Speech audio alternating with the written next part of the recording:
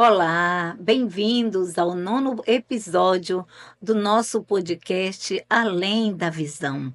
É um olhar global sobre a saúde ocular e qualidade de vida. Hoje vamos falar sobre uma parte bem importante dos olhos, a córnea. E para falar desse assunto, temos a honra de receber aqui no nosso podcast a doutora Jéssica Figueiredo, ela que era um dos orgulhos do Dr. Rômulo, gente. Olha o legado.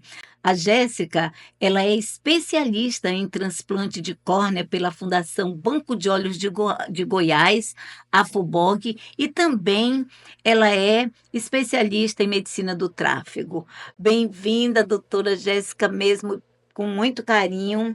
É, recebê-la aqui para compartilhar com a senhora a sua trajetória em Roraima, uma trajetória que a senhora mesmo vai contar, uma trajetória de oculistas associados, uma trajetória de atendimento oftalmológico em todos os âmbitos, mas Jéssica também seguindo o caminho do pai, que é médico e é um roraimense, a mãe dela também, que é uma pediatra, o pai anestesista, e doutor Rômulo, pai do coração, que dizia para ela que quem faz escola pública tem que ajudar depois. E a Jéssica seguiu esse caminho, viu?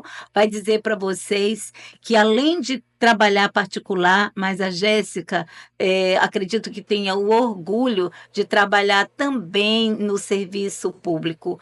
Doutora Jéssica, a palavra é sua.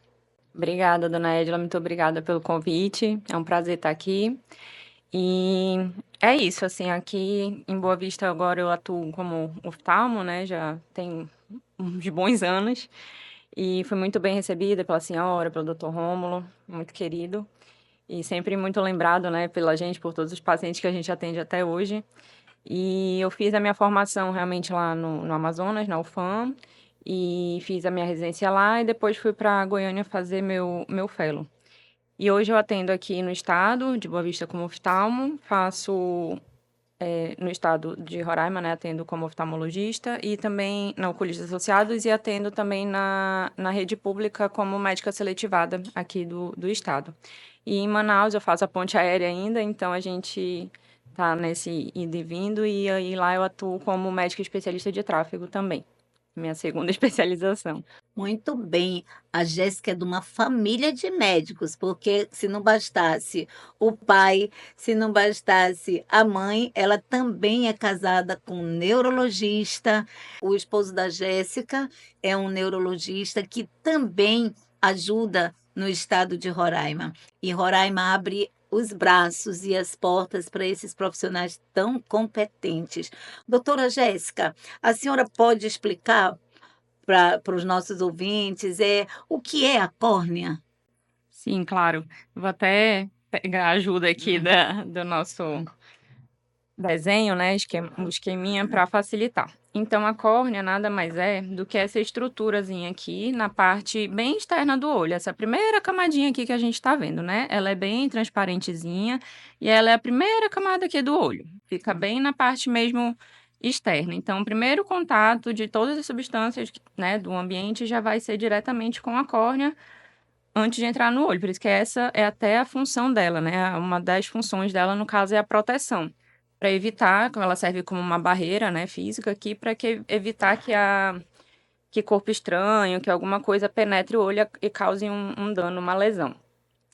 Uma outra função da córnea, além da proteção, ela filtra, ela faz essa filtragem da luz que entra no olho, né? Então, aqui atrás, onde é a retina, a gente já teve outros retinólogos, os retinólogos aqui contando também, né? Falando sobre a parte aqui de trás do olho. Essa luz que entra, ela vai ser processada aqui nessa parte de trás. E a córnea, ela vai servir como um filtro, que vai fazer essa absorção da luz e filtrar o que vai ser passado de informação lá para a parte da retina. E também ela filtra a luz UV, né? Uma parte dela é filtrada para que a gente consiga não ter tanto dano, tanto prejuízo aos nossos olhos nessa questão da luz que vai penetrar através da córnea até o fundo do nosso olho, para ser processada lá na retina. Doutora Jéssica, e quais são as principais doenças que afetam a córnea? Eu agora fiquei aí preocupada que ela é um para-raio, então, deve ter um monte de doença aí que o povo quer saber. Então, uma delas, uma das principais, né, é o ceratocone, que a doutora Ilana já falou também aqui no outro podcast. Ela para ser mais redondinha, assim, no ceratocone ela fica nesse formato mais abaulada, fica exatamente um biquinho, né, como se fosse um cone. Então, é uma doença muito comum hoje, cada vez mais cedo a gente consegue dar o diagnóstico. Além do ceratocone, a gente tem também algumas distrofias, né, de córnea, que são doenças hereditárias, já vem desde o do nosso nascimento. Aí temos a distrofia de Fuchs, que a córnea vai ficar demasiada, ela pode ter vários... como se fosse uma infiltração mesmo. A córnea fica demasiada, fica como se fosse inchada, vamos dizer dessa forma, né, para a gente conseguir explicar melhor. Temos também as ceratites, que são inflamações. Aí pode ser uma causa infecciosa, um trauma, uma lesão, né? Um bichinho ali que ocasionou, uma bactéria, um fungo, um vírus. Então, tem essas principais alterações aí que a gente pode citar hoje sobre a questão da córnea. São as que a gente conhece mais comuns, vamos dizer dessa Mas forma, né? e como é que a gente percebe que um alerta de que a gente está com problema na córnea? Quando procurar o oftalmologista? Então, isso é muito importante, né? A gente saber os sinais, sintomas que podem servir como alerta para a gente ficar mais atento nessa questão. Um dos principais sintomas é o embaçamento visual, né? Como eu falei, a córnea ela é um filtro, ela é responsável pela nitidez que a gente está enxergando. Ela tem 2/3 do poder refrativo do olho. Quando a gente está com alguma alteração na córnea, um dos principais sintomas é o embaçamento da visão. Mesmo a pessoa que usa óculos, usa lente, não fica com aquela visão tão nítida, né? Como eles falam, aquela visão de cinema, assim. Então, começou a embaçar, mesmo com óculos, mesmo com lente, já pode ser um indicativo de problema. Um lacrimejamento mais importante, uma sensibilidade à luz muito importante, a gente chama de fotofobia. Um olho vermelho, aquela sensação de areia também pode já indicar um olho seco. A gente fica um pouquinho mais de olho nos sinais de alerta em relação a isso. Então, é bom sempre procurar o oftalmo, né, fazer o exame de rotina anual. E dentro desse contexto, se aparecer algum sinal aí que a gente fique um pouquinho mais preocupado, já procurar logo também, porque a gente já consegue verificar qual é a situação e já tentar resolver o mais rápido possível. E falando de tratamentos, assim, quais são os tratamentos hoje mais avançados e que são disponíveis, eh, para a córnea? Então, hoje a gente tem desde o tratamento, eu falo tratamento clínico, né? Desde colírios. Hoje, cada vez mais a indústria farmacêutica está buscando fazer colírios que têm cada vez menos componentes tóxicos, né? A gente pensa num colírio medicamento que tem que ter um conservante ali para preservar aquele conteúdo naquele frasco, né? A gente, com o tempo, pode acabar ocorrendo uma contaminação. Então, hoje, os colírios a gente eles estão tendendo a vir um pouco com menos conservantes, menos substâncias tóxicas somente com a medicação, né? Já tem válvulas específicas para evitar esse mecanismo aí, para não contaminar. E em relação ao diagnóstico, a gente tem outros, assim, equipamentos também avançados, Pentacam, Orbiscan, que já conseguem dar um diagnóstico um pouco mais precoce, né? Antigamente era muito a topografia utilizada, hoje a gente já tem equipamentos mais sofisticados, vamos dizer dessa forma. E dentro do tratamento cirúrgico também a gente já tem outros equipamentos muito mais avançados, vamos falar assim, em forma de laser. O laser de femtosegundo já ajuda a gente na confecção das lamelas para o transplante, já ajuda a gente a fazer outros tipos de tratamento para cicatrizes corneanas. Então, tem a cirurgia refrativa, né, que já é para corrigir a questão do grau, também é feita com laser. Então, são equipamentos já bem modernos. Doutora Jéssica, falando do nosso estado de Roraima, há um pouco de tempo assim atrás, a nossa preocupação, eu lembro, precisa ir para Manaus, mas Manaus só tinha um aparelho e nunca conseguia para fazer uma tomografia de coerência óptica, para fazer um Pentacam, não tinha. E para a própria cirurgia de refrativa, Uhum. precisava. Falando em tecnologia, hoje, do seu conhecimento, do seu ponto de vista, existe algum equipamento a nível eu sei que a senhora é estudiosíssima, a nível nacional, internacional, que não tenha no nosso estado? Não, aqui nós já estamos, graças a Deus, muito bem equipados, né? Principalmente no oculistas, tem vários já equipamentos, OCT, o próprio o scan já tem tudo certinho lá que a gente consegue proporcionar para o paciente esses exames, né? Que antigamente a gente não conseguia. Hoje, graças a Deus, a gente já consegue pedir, solicitar, o paciente já faz ali e já resolve aquela questão que a gente ficava antigamente esperando, né? E hoje a gente já consegue resolver com mais rapidez. Eu queria que a senhora falasse para gente, do que gera uma ceratite, uma úlcera de córnea, e se pode tratar sem o exame de laboratório. Aqui em Roraima não faz, em Manaus só tem um. Como é que funciona? A olho desarmado, na lâmpada de fenda, dá para tratar ou alguns casos tem que mandar para fora? Algumas situações a gente consegue tratar sim por aqui, outros casos já um pouco mais complicados, avançados, ou que não estão respondendo com tratamento, a gente precisa realmente do exame do laboratório. O ideal seria que todo mundo fizesse, né, a cultura da lesão, o raspado com a cultura, e ver qual é o micro-organismo que está ali fazendo essa infecção, para a gente poder tratar certinho. Mas tem casos, por exemplo, vamos supor, uma úlcera por herpes. É uma úlcera relativamente os casos mais comuns dá para diagnosticar pelo próprio exame oftalmológico bem feito, na lâmpada de fenda, tudo direitinho. A gente consegue fazer o tratamento por aqui sem precisar do laboratório. Mas, vamos supor, uma lesão mais avançada, que já está mais arrastada, né? Um tempo de tratamento, já fez antibiótico, pode ser um fungo ali invadindo, já tem um certo tempo de quadro arrastado. Pode ser algo viral que a gente também não está conseguindo identificar, então o laboratório ajudaria muita gente. Uma bactéria, um gram negativo, um gram positivo, isso facilita para a gente direcionar o tratamento. E me diga uma coisa, quais são as principais lesões da córnea? Assim, hoje, mas a minha, eu volto a perguntar, uma úlcera de córnea, ela pode perfurar o olho? Como aqui não tem banco de olhos, uma úlcera de córnea, ela evolui. O que que vocês podem, eu vejo assim, que é complicado, a gente pega uma úlcera de córnea, o que fazer para prevenir uma úlcera de córnea? O paciente detectou algum problema na córnea, deu alguma dica, o que que ele tem que fazer rápido? E se tiver perfurando essa córnea, se uma úlcera pode perfurar a córnea, e se tiver, o que que o oftalmologista pode fazer? E quem faz, se é o especialista em córnea? Ah, sim.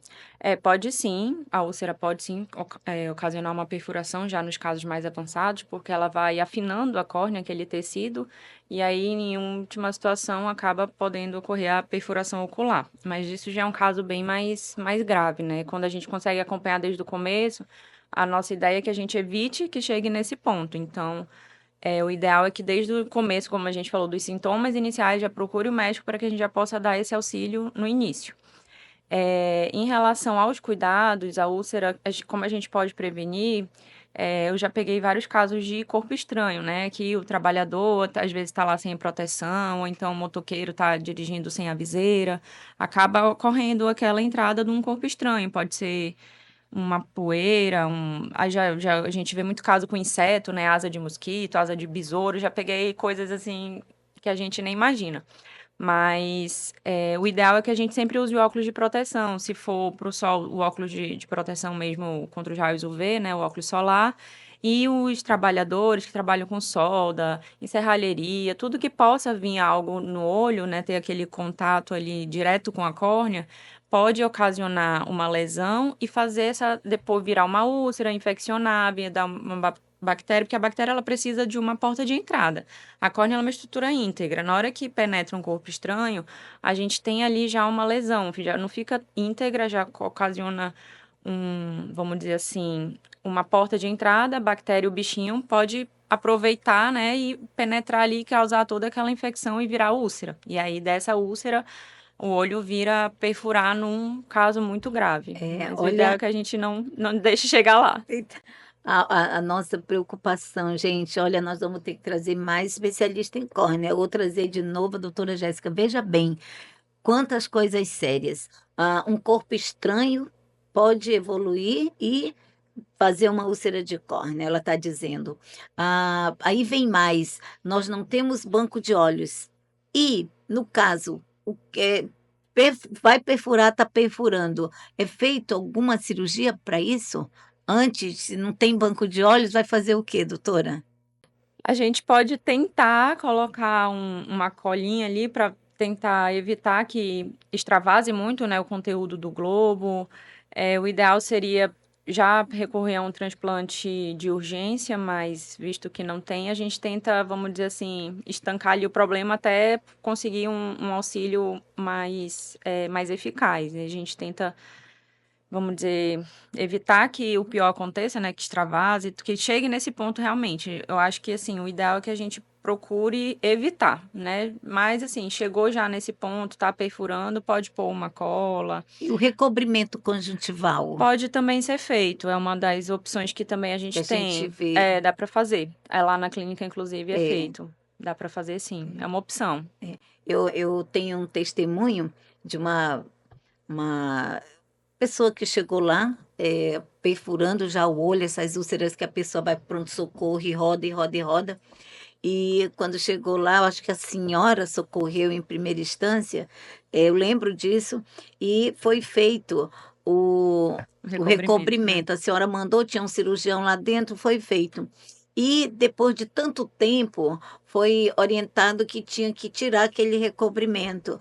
E aconteceu algo que eu queria que a senhora dissesse se a senhora já viu acontecer e que ela está aí dando testemunho. Então, ela voltou depois de um ano para retirar aquele recobrimento conjuntival, conjuntiva em cima da córnea.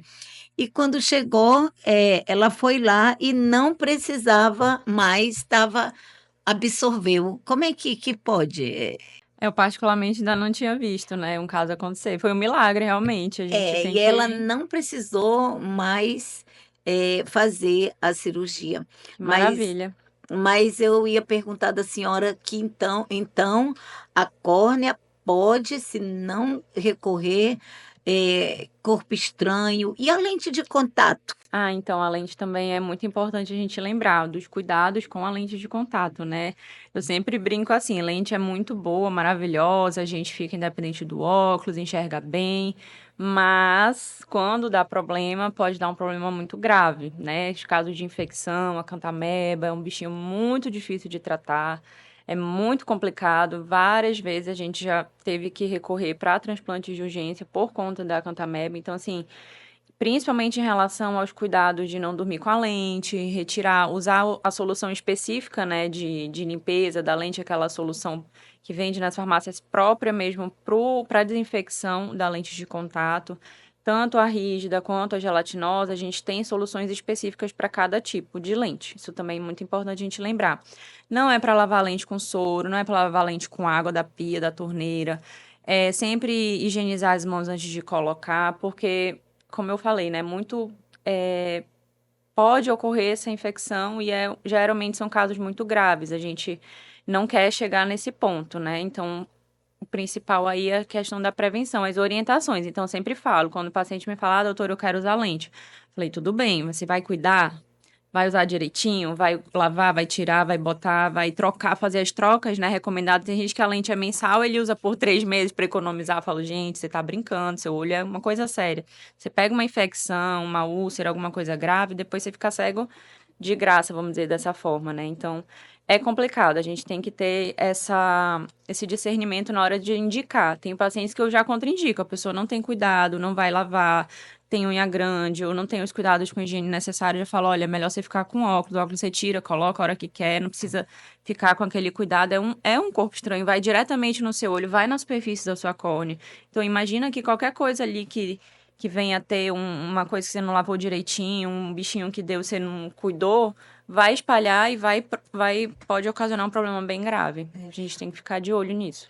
A lente de contato ela é um ato médico, muito embora hoje um dos maiores desafios dos oftalmologistas é ver banalizar o uso inadequado da lente de contato, compradas em shopping, camelô. E, de repente, quando você já pega um paciente, ele está com a córnea já toda comprometida. E então a gente vê a lente de contato, um corpo estranho, esse para-raio da córnea.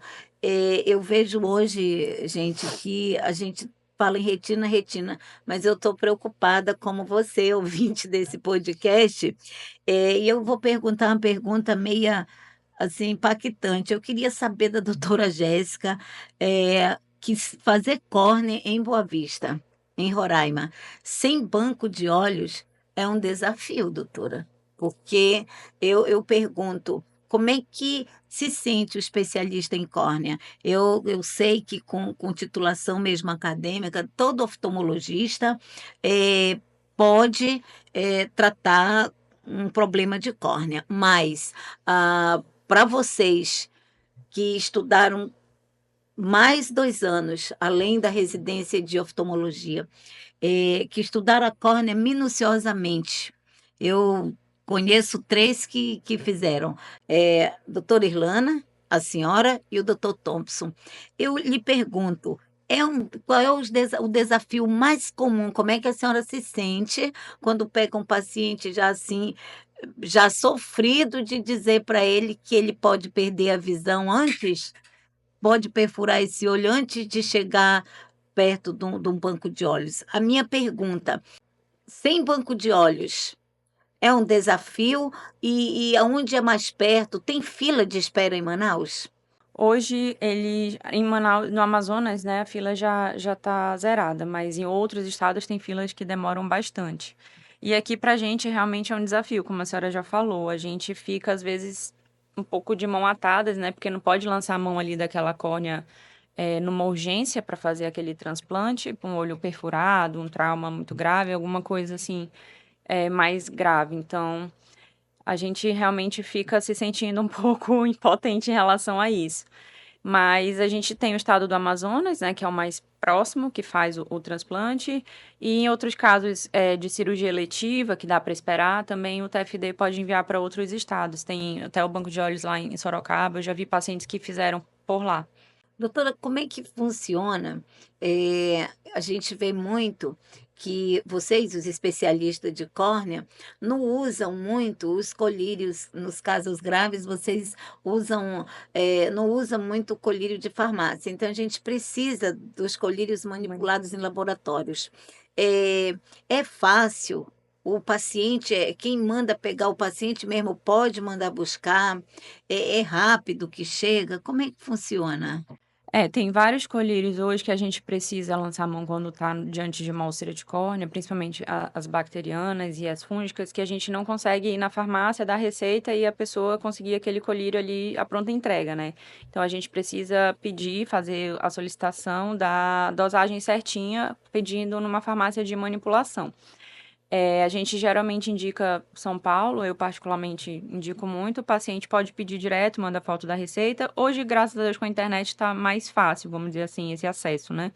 Manda pela internet, já tem o site, tem o número, a pessoa já faz todo o cadastro, já envia a receita e eles já enviam direto para a residência da pessoa, né?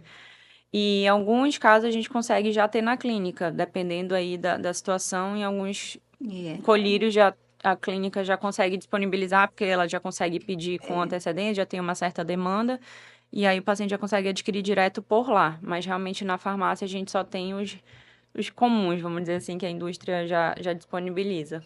Olha, fica a dica aí para os nossos laboratórios locais, né? Para que consigam trazer para a oftalmologia os colírios que os especialistas em córnea precisam para as nossas úlceras. E, doutora, qual o recado que a senhora deixaria para as pessoas que, por ser barato, compram lente em qualquer lugar? A gente sabe que precisa do exame oftalmológico, precisa de curvatura, precisa ver a questão da lágrima, né? Sim. Explique aí se todo olho pode colocar uma lente de contato. A adaptação da lente de contato é um ato médico, realmente, porque a gente vai ver toda a estrutura do olho, saber se realmente aquele olho pode receber uma lente de contato, né? Como eu falei, a lente ela vai ficar em contato diretamente com a superfície, com a córnea. Então, tem que ver se aquele olho tem algum quadro que a gente precise tratar antes. Um olho seco, que é aquele ressecamento, a sensação da areia, uma blefarite, que é uma infecçãozinha das glândulas da pálpebra, tudo isso a gente precisa melhorar para receber aquela lente, aquele olho receber a lente de uma forma melhor e mais saudável. Então, não é todo olho. Se a gente botar uma lente já no olho inflamado, a chance de dar um problema é muito grande. Então, o ato médico é justamente porque a gente precisa fazer toda essa avaliação desde o início, saber a lágrima, como está a estrutura do olho, a pálpebra, toda a superfície ocular, para saber se aquele olho realmente é um candidato, potencial candidato a receber a lente. E dentro vamos dizer assim, das outras, não estou falando só da lente gelatinosa, aquela comum, mas dentro do ceratocone, por exemplo, a gente tem adaptação de lentes rígidas, né, que realmente já um pouco mais, vamos dizer assim, avançada. Então, o médico tem que testar várias lentes até encontrar uma que caiba naquela curvatura da córnea, o diâmetro, o tamanho, tudo vai ser importante para que aquela lente fique bem adaptada e que possa ser usada de forma correta. E nisso o paciente ter todo o conforto e a acuidade visual desejada. Como só o médico consegue fazer isso e também só ele que consegue resolver as complicações, eventualmente que aconteça uma infecção, um olho seco, uma ceratite, que é a inflamaçãozinha da córnea, só o médico é o profissional capacitado para resolver aquela situação. Então, é importante que os pacientes passem com o médico antes de adaptar, pensar em usar lente de contato para ver como que está a estrutura, o olho, toda a superfície ocular dele. Doutora Jéssica, muito obrigado em compartilhar os seus conhecimentos subespecializados com os nossos ouvintes que tanto precisam dessas informações. Inclusive, fica a dica que corpo estranho não demore, vá logo no pronto-socorro, no serviço de emergência. E também, curioso, não pode, eu vou falar como caboclo mesmo, cutucar o olho de ninguém. Precisa ser examinado na lâmpada de fenda por um médico oftalmologista. Não deixe outra pessoa ir lá e fazer um trauma na córnea, fazer uma ceratite ou uma própria úlcera, né? O nosso muito obrigado e eu deixo a palavra com a senhora para alguma outra dica, alguma outra orientação que a senhora queira fazer. Eu vou até contar um breve relato aqui de um caso, eu lembrei agora que a senhora falou do corpo estranho, de um paciente que eu atendi aqui na clínica, na Oculistas, e ele falou, estava com corpo estranho já há 14 dias no olho, aquele negócio incomodando, doutora, tá arranhando, arranhando, arranhando. Falei, quanto tempo? Já tem 2 semanas. Eu falei, meu senhor, como é que o senhor conseguiu ficar 2 semanas com o olho desse jeito? O olho vermelho, parecia uma tocha, de tão vermelho que tava. Aí ele falou, não, porque eu moro no interior, não sei o que, não consegui vir, só vim hoje. Aí eu olhei, né, pinguei o anestésico, o colírio, tudo direitinho, retirei o corpo estranho ali, já, foi só isso. Eu falei, mas olha o tempo que o senhor tava com essa lesão, o senhor disse só isso, o seu olho, graças a Deus, ele evoluiu bem, mas assim, poderia ter, era um sério candidato a ter evoluído para uma úlcera, né? Então, assim, como a senhora falou, em qualquer caso de corpo estranho, tá sentindo aquela areia, aquele incômodo, já corre pro oftalmo, porque a gente consegue tirar rápido, resolver, mas em caso de demora pode complicar. E eu agradeço muito o seu convite, parabenizo pelo projeto, tá muito lindo, tudo maravilhoso e que dê muito sucesso aqui. Muito, Olha, muito legal. como dizem os sábios, é fácil e é rapidinho para quem sabe tirar, mas para quem não sabe é uma tragédia no olho. Corpo estranho, quem tira é o especialistas. Muito obrigada, doutora Jéssica, muito obrigado a você, ouvinte, por nos acompanhar em mais um episódio. Até a próxima, nós contamos com vocês.